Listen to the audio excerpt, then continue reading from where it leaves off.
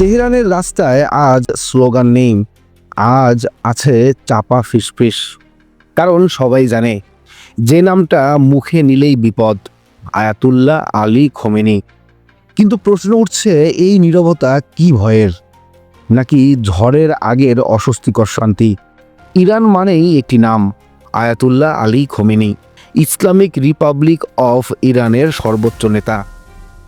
তার অধীনে Islamic revolutionary guard corps IRGC, কট্টর ধর্মীয় প্রশাসন, শক্ত হাতে রাষ্ট্র পরিচালনা।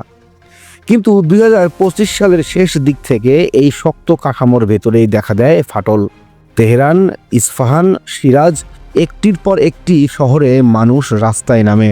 প্রথম স্লোগান ছিল দাম কমাও, কাজ দাও। কয়েকদিনের মধ্যেই তা বদলে যায়, খামেনি তুমি আমাদের কথা শোনো না।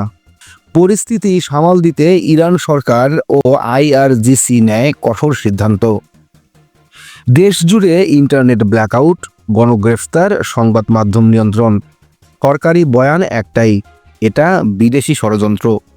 কিন্তু জনগণের প্রশ্ন ছিল আরও সোজা, বিদেশি ষড়যন্ত্র হলে রুটির দাম এত বেশি কেন? এখানেই ঢুকে পড়ে ট্রাম্প। এই সংকটের পেছনে শুধু তেহরান নয়, ওয়াশিংটনের একটি নাম এখানে বড় ফ্যাক্টর, ডোনাল্ড ট্রাম্প। ট্রাম্পের পররাষ্ট্রনীতি আমেরিকা ফার্স্ট। এই নীতির আওতায় তিনি যা করেন, ইরানের উপর সর্বোচ্চ অর্থনৈতিক নিষেধাজ্ঞা, তেল রফতানিতে কড়া বাধা, ইরানকে আন্তর্জাতিক ব্যাংকিং ব্যবস্থা থেকে কার্যত বিচ্ছিন্ন করা, IRGC-কে সন্ত্রাসী সংগঠন হিসেবে চিহ্নিত করা। এর ফল কি হয়?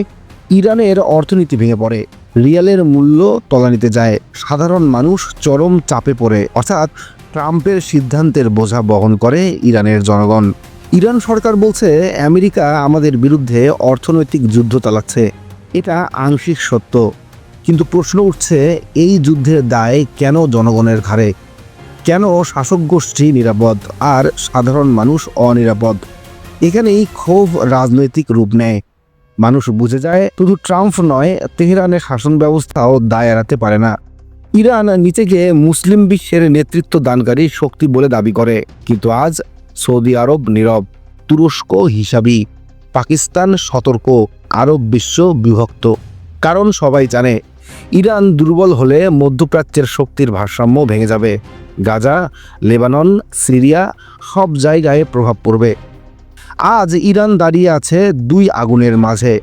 একদিকে ডোনাল্ড ট্রাম্পের নিষেধাজ্ঞা ও আন্তর্জাতিক চাপ, অন্যদিকে আয়াতুল্লাহ খোমেনির কঠোর শাসন ব্যবস্থা। মাঝখানে একটি ক্ষুধার্ত ক্ষুব্ধ জনগণ। প্রশ্ন একটাই, এই চাপ আগে ভাঙবে কোনটা, ট্রাম্পের নিষেধাজ্ঞা নাকি খোমেনির শাসনের ভিত? ইরান এখন আর শুধু একটি দেশ নয়, এটা একটি সতর্ক সংকেত, যেখানে দেখা যাচ্ছে বাইরের চাপ আর ভেতরের দমন একসাথে চললে রাষ্ট্র কতটা ভঙ্গুর হয়ে ওঠে। আর এই গল্পের পরের অধ্যায় পুরো মুসলিম বিশ্বের রাজনীতিকে নাড়িয়ে দিতে পারে।